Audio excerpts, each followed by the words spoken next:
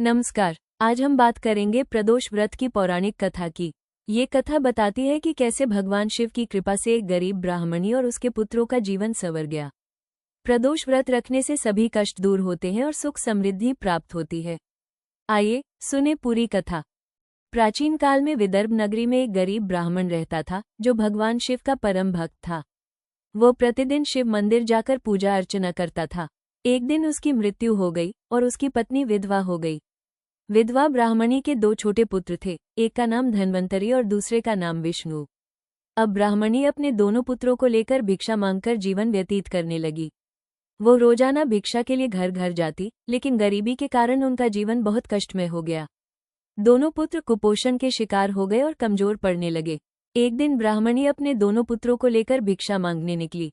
रास्ते में वे थकान से चूर हो गए। तभी उन्हें एक सुंदर वन दिखाई दिया, जहां वे विश्राम करने लगे। वन में घूमते हुए ब्राह्मणी को दो बालक दिखे जो राजसी वेशभूषा में थे, लेकिन उदास चेहरे वाले। वे दोनों भूख प्यास से व्याकुल हो रहे थे। ब्राह्मणी ने दया आकर अपनी थोड़ी सी भिक्षा उन्हें दे दी। बालकों ने भोजन ग्रहण किया और ब्राह्मणी से अपना परिचय दिया। बालकों ने बताया, हम विदर्भ नरेश चंद्रसेन के पुत्र हैं। हमारा नाम चंद्रकांत और विक्रम है। हमारे पिता एक महान शिव भक्त थे और वे प्रतिदिन प्रदोष व्रत रखते थे। लेकिन एक दिन गंधर्वराज विदर्भ ने हमारे राज्य पर आक्रमण कर दिया और पिता को कैद कर लिया। अब हम राज्य से निर्वासित होकर भटक रहे हैं। ब्राह्मणी ने बालकों को अपने घर ले जाकर आश्रय दिया।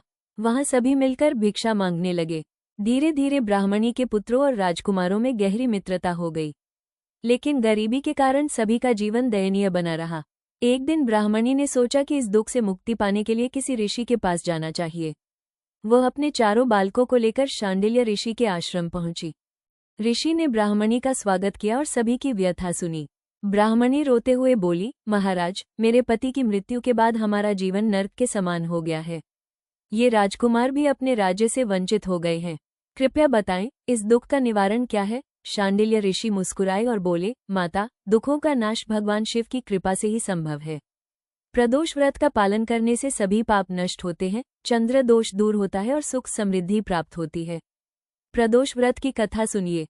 प्रदोष व्रत की उत्पत्ति कथा ऋषि द्वारा सुनाई गई। ऋषि ने कहा, किसी समय चंद्रदेव अपनी 27 नक्षत्र पत्नियों में से केवल रोहिणी को ही अधिक प्रेम करते थे। इससे अन्य 26 नक्षत्र क्रोधित हो गई और उन्होंने चंद्रदेव को दक्ष यज्ञ से श्राप दे दिया कि उन्हें क्षय रोग हो जाएगा। चंद्रदेव कुष्ठ रोग से ग्रस्त हो गए और उनका तेज धीरे धीरे मंद होने लगा। वे मृत्यु के समान कष्ट भोगने लगे। चंद्रदेव ने ब्रह्माजी से प्रार्थना की। ब्रह्माजी ने कहा, तुम त्रयोदशी तिथि को प्रदोष व्रत रखो और भगवान शिव की आराधना करो। प्रदोष काल में शिव पूजा से तुम्हारा दोष नष्ट हो जाएगा। चंद्रदेव ने वैसा ही किया। त्रयोदशी के प्रदोष काल में उन्होंने शिवलिंग की पूजा की। तब भगवान शिव प्रकट हुए और चंद्रदेव के रोग का निवारण कर दिया। चंद्रदेव पुनः पूर्णिमा के समान तेजस्वी हो गए। तभी से त्रयोदशी को प्रदोष कहा जाने लगा, क्योंकि इस व्रत से दोष, चंद्र दोष, दूर होता है। ऋषि ने कहा, ब्राह्मणी, तुम सभी प्रदोष व्रत रखो। सूर्योदय से पहले स्नान कर सफेद वस्त्र धारण करो। दिन भर निर्जल या फलाहार व्रत रखो। प्रदोष काल सूर्यास्त के बाद 1.5 घंटे में शिव पार्वती की पूजा करो। बेलपत्र, दूध, दही, घी चढ़ाओ और ओम नमः शिवाय का जाप करो। इस कथा का पाठ करो। ब्राह्मणी ने ऋषि की आज्ञा मान ली। घर लौटकर वो प्रतिदिन प्रदोष व्रत रखने लगी। उसके पुत्रों और राजकुमारों ने भी व्रत रखा। कुछ ही महीनों में चमत्कार होने लगा। ब्राह्मणी को एक सेठ ने देखा और उसे अपनी दुकान पर काम दे दिया। धीरे धीरे उनकी आर्थिक स्थिति सुधरने लगी। एक रात राजकुमार चंद्रकांत को स्वप्न आया। स्वप्न में भगवान शिव प्रकट हुए और बोले, तुम्हारे पिता चंद्रसेन को गंधर्वराज ने कैद किया है।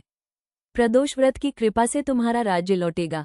जाओ, गंधर्वराज के पास जाकर कहो कि वो तुम्हें राज्य सौंप दे। राजकुमार जागे और ब्राह्मणी को बताया। सभी ने मिलकर व्रत रखा। अगले दिन राजकुमार गंधर्वराज के दरबार पहुंचे। गंधर्वराज ने उन्हें अपमानित किया, लेकिन उसी रात शिवजी ने गंधर्वराज को स्वप्न में आदेश दिया, राजकुमार शिव भक्त हैं, उनका राज्य लौटा दो। गंधर्वराज जागा और पश्चाताप करते हुए राजकुमार